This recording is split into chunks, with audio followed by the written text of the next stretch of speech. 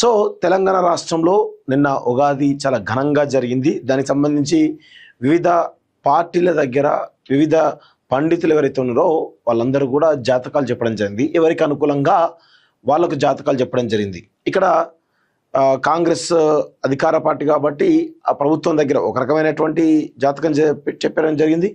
BJP ఆఫీస్లో ఒక రకమైన జాతకం చెప్పడం జరిగింది. అదేవిధంగా బీఆర్ఎస్ పార్టీ ఆఫీస్లో కూడా ఒక రకమైనటువంటి జాతకం చెప్పడం జరిగింది. ఒకసారి ఆ జాతకాల గురించి కొంత మనం చూసేటువంటి ప్రయత్నం చేద్దాం. సో ఈ ఏడాది సీఎంకు తిరుగులేదు అంటూ ఎవరు సిద్ధాంతి బాచంపల్లి సంతోష్ కుమార్ శాస్త్రి చెప్తా ఉన్నాడు. సీఎం రేవంత్ రెడ్డికి ఈ ఏడాది రాజయోగం బలంగా ఉన్నది. సో అదేవిధంగా రాజకీయ అడ్డంకులను ప్రత్యర్థుల వ్యూహాలను చాకచక్యంతో పటాపంచలు చేస్తారు, శత్రువులపై పైచేయి సాధిస్తారు.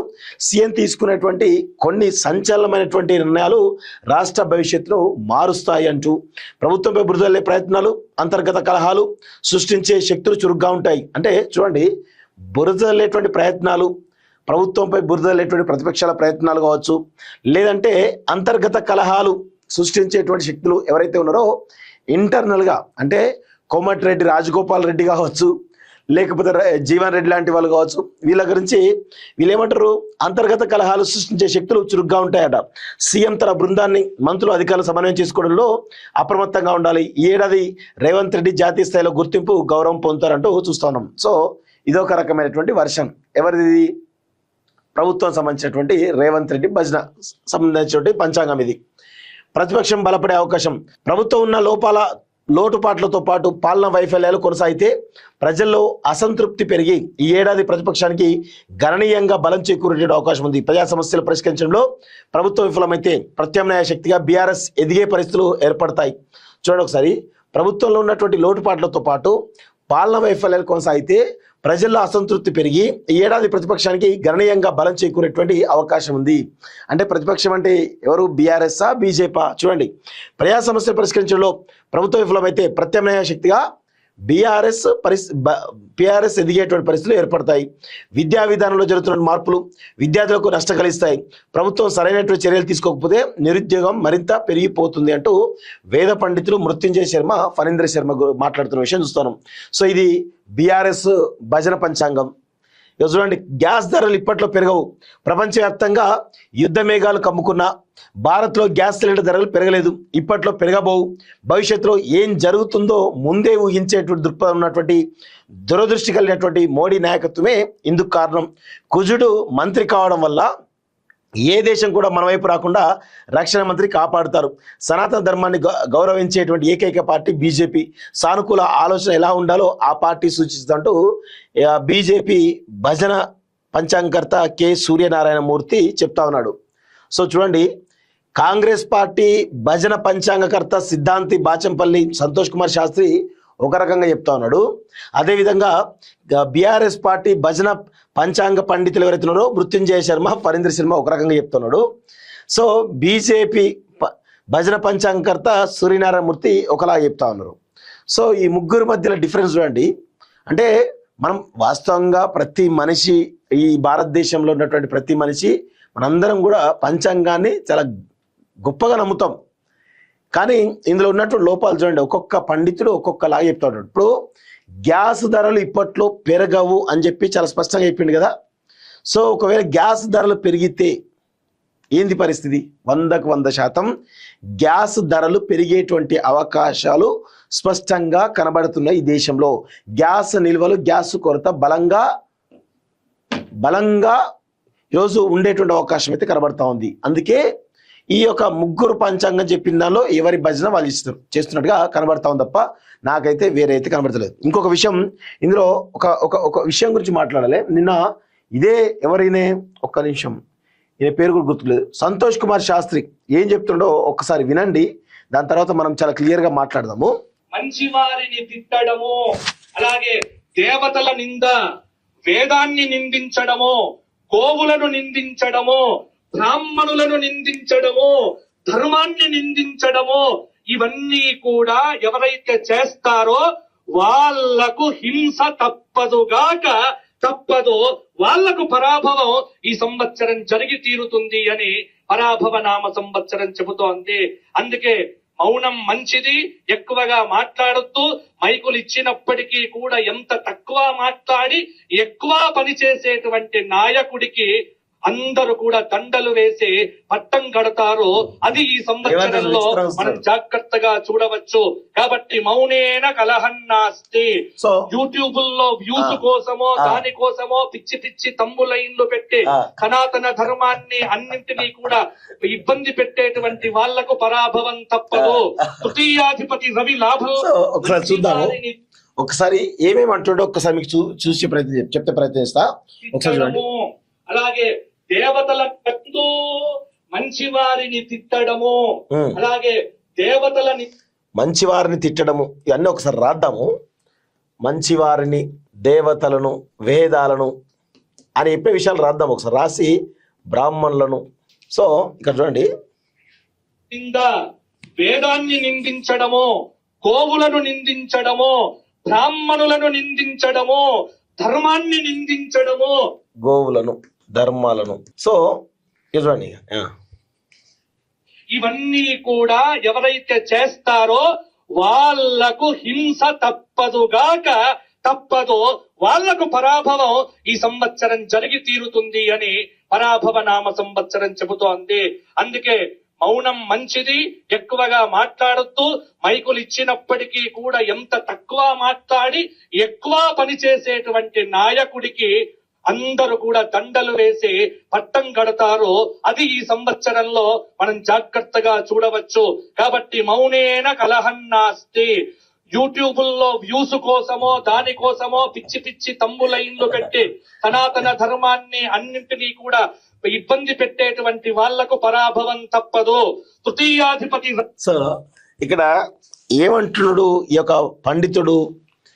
మంచివారిని, దేవతలను, వేదాలను ఇది ఒక పక్కన పెట్టండి, గోవులను, ధర్మాన్ని, సో బ్రాహ్మణులని అనుకున్నాడు. ఎందుకన్నాడు? మధ్యలో పెట్టండి. చూడండి, కరెక్ట్గా మధ్యలో పెడతాడు. ఈ బ్రాహ్మణులు అనే పదాన్ని మధ్యలో పెడతాడు.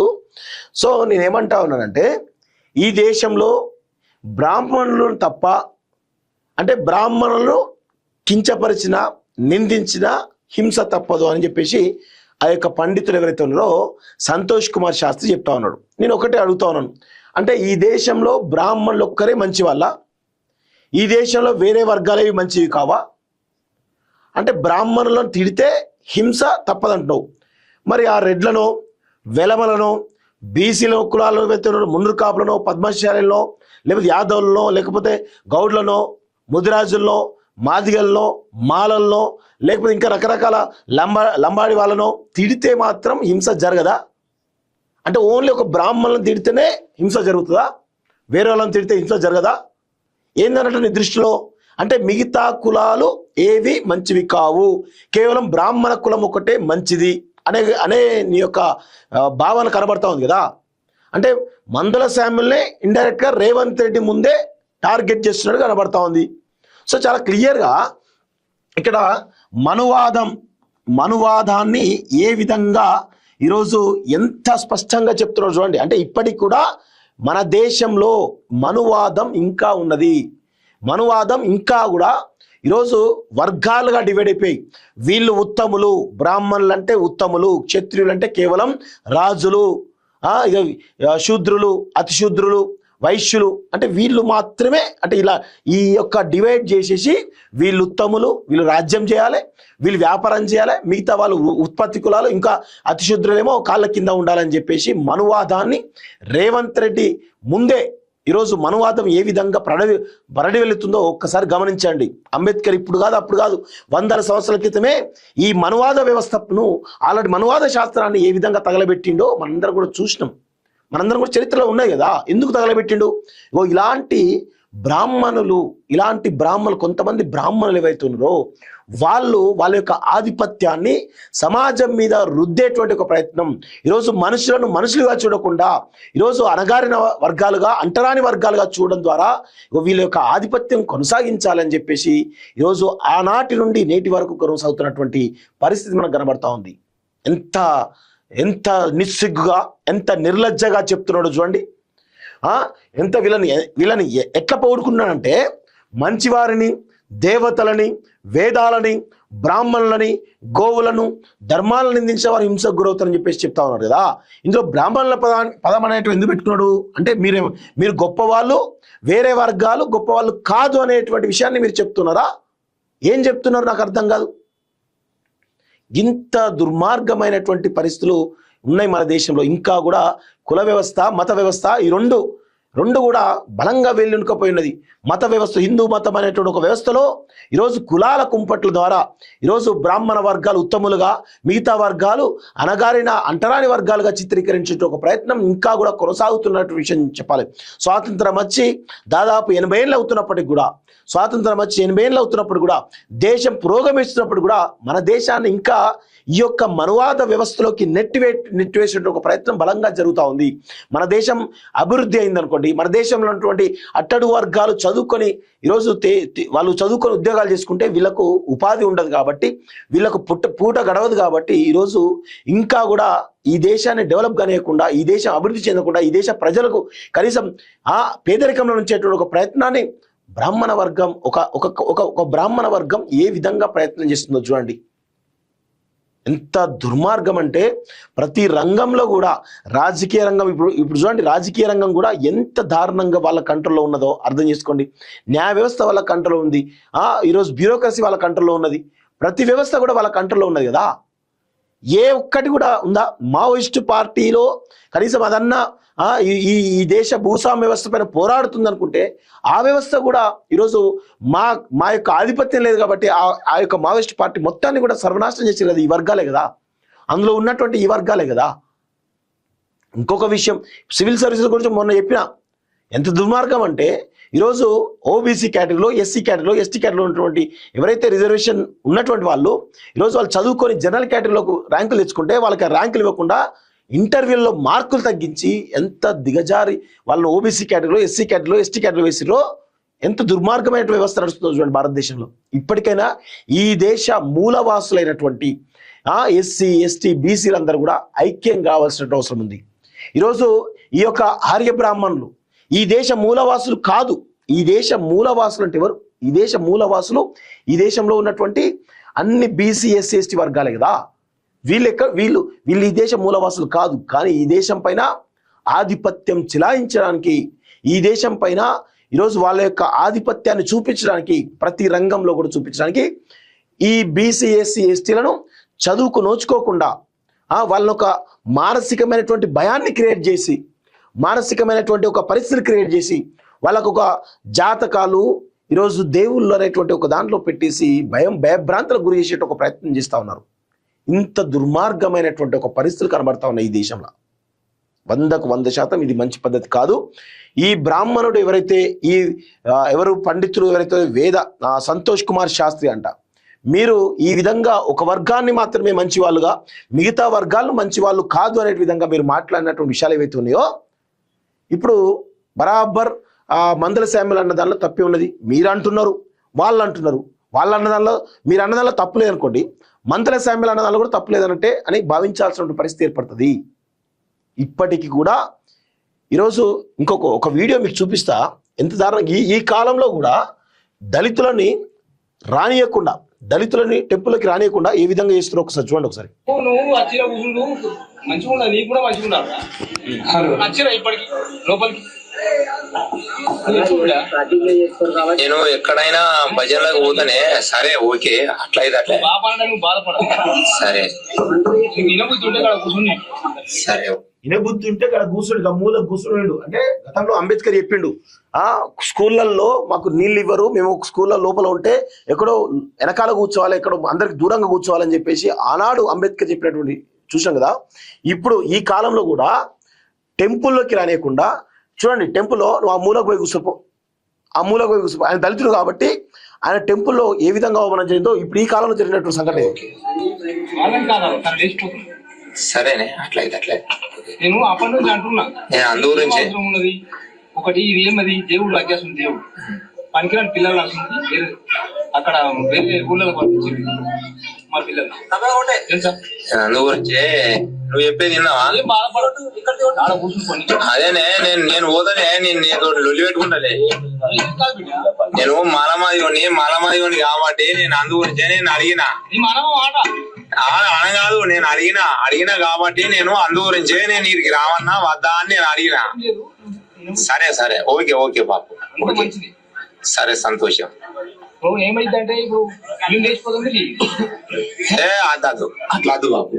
సరే, సో ఈ యొక్క ఎవరు ఈ దళిత సామాజిక సంబంధించినటువంటి వ్యక్తి టెంపుల్లో వస్తే మిగతా వాళ్ళు ఉండరని చెప్పేసి ఈ యొక్క వ్యక్తిని ఏ విధంగా గుడి బయటకు పంపి ఆ మూలకు కూర్చో, నువ్వు వీళ్ళ మధ్యలో కూర్చోకు అని చెప్పినటువంటి గుడిలో కూడా అవమానించే విధంగా ఏ విధంగా మాట్లాడుతున్నారు చూడండి. ఇలాంటి పరిస్థితులు ఈ దేశంలో ఇంకా కొనసాగుతున్నాయి. గుడుల్లోకి రానియకుండా, బడుల్లోకి కూడా ఈరోజు వాళ్ళ గౌరవం ఇవ్వకుండా ఎంత దారుణంగా దళితులను అంటరాని వాళ్ళుగా ఇంకా చూస్తున్నటువంటి సమాజంలో మనం ఉన్నాం కదా. అంటే ఇప్పుడు సంతోష్ కుమార్ శాస్త్రి ఏం చెప్తున్నాడు, వేదాలతోటి దేవుళ్ళతోటి వాళ్ళు పోల్చుకుంటున్నాడు. అట్లా పోల్చుకునే పరిస్థితి. ఇప్పుడు దళితులు మాదిగా సామాజిక సంబంధించిన చెప్పులు కుడతారు, వాళ్ళ వృత్తి. పద్మశాలు నేత వేస్తారు, వాళ్ళు బట్టలు కుట్టుకునే వృత్తి వాళ్ళ వృత్తి. ఈరోజు ఇక యాదవులు, గౌడ్లు, వీళ్ళ ఎవరి వృత్తులు వాళ్ళవి కదా. ఇప్పుడు బ్రాహ్మణుల వృత్తి ఏంది? పురోహితం అనేది బ్రాహ్మణుల వృత్తి అనుకుందాం. మరి ఇప్పుడు ఈ యొక్క పురోహితుడు వృత్తి తన యొక్క వృత్తిని ధర్మం నిర్వహించిన తర్వాత ఎంత దారుణంగా అంటే కాళ్ళు మొక్కేటువంటి సంస్కృతి ఉన్నది. మరి ఇప్పుడు ఒక పద్మశాలి వ్యక్తి బట్టలు నేస్తాడు, మరి ఆ బట్టలు వేసిండు కదా అని చెప్పేసి బట్టలు వేసుకొని పోయి ఆయన కాళ్ళు మొక్కుతాడా? ఈరోజు ఒక దళితుడు చెప్పులు కుడుతున్నాడు కదా, ఆ చెప్పులు కుట్టినప్పుడు ఒక బ్రాహ్మణుడు ఆ యొక్క చెప్పులు వేసుకుంటాడు కదా, చెప్పులు వేసుకున్నప్పుడు ఆ యొక్క దళితుడి కాళ్ళు మొక్కుతాడా? ఈరోజు ఏవైతే నేను చెప్తున్నానో, ఇప్పుడు గౌడ్లు కలుగిస్తారు, కళ్ళు పోసినందుకు ఆయన కాళ్ళు మొక్కుతారా? ఎవరి వృత్తి వారిది కదా. మరి ఆ వృత్తిని నిర్వహించినప్పుడు కాళ్ళు మొక్కేటువంటి సంస్కృతి ఎక్కడిది? బ్రాహ్మణుల కాళ్ళు మొక్కే సంస్కృతి ఎక్కడిది? ఎందుకు మొక్కాలి బ్రాహ్మణుల యొక్క కాళ్ళు? ఇలాంటి పరిస్థితులు ఉన్నాయి.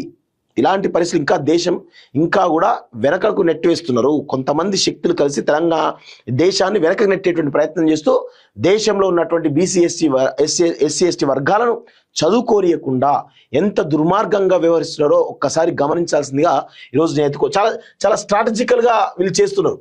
వీళ్ళు చేసేటువంటి స్ట్రాటజికల్ విధ్వంసం ఏదైతుందో ఇంకా కూడా కొనసాగుతుంది. మనువాద వ్యవస్థ రేవంత్ రెడ్డి ముందే మనువాదాన్ని ఎలా బోధిస్తున్నాడో ఈ సంతోష్ కుమార్ వ్యాఖ్యల పట్ల మనకైతే అర్థమవుతుంది. సో ఇది పరిస్థితి. ఇంకా మీరు మారలేదనుకోండి, ఇంకా మీరు మారకపోతే మీ ఇష్టం. ప్రజలకు ఎలా వివరించి చెప్పాలో మాలాంటి వాళ్ళ యొక్క పరిస్థితి ఉంటుంది. ఎందుకంటే సమాజం నిర్మించాలనే దానిలో మేమున్నాం. మీరేమో సమాజం వద్దు, మేము ఉత్తములము, మాకు పోటీ మీరెందుకు అనే లెవెల్లో మీరున్నారు. 100% దాన్ని ఎట్టి పరిస్థితులను బ్రేక్ చేస్తాం. గుర్తుపెట్టుకోండి, ఇలాంటి అహంకార పూరితమైనటువంటి మనువాద పూరితమైనటువంటి వ్యాఖ్యలు చేయడం మంచి పద్ధతి కాదు. మీరు ఎంత పెద్ద పురోహితులైనా ఏదైనా సరే ప్రజలను చూడాల్సినటువంటి, అందరినీ సమానంగా చూడాల్సిన అవసరం అయితే ఉంది అనేది గుర్తుపెట్టుకోవాలి. ఇలాంటి వ్యాఖ్యలు వెనక్కి తీసుకోకపోతే ఖచ్చితంగా తీవ్రమైనటువంటి పరిణామాలు ఉంటాయి అనేది ఆ బ్రాహ్మణుడు గుర్తుపెట్టుకోవాలి.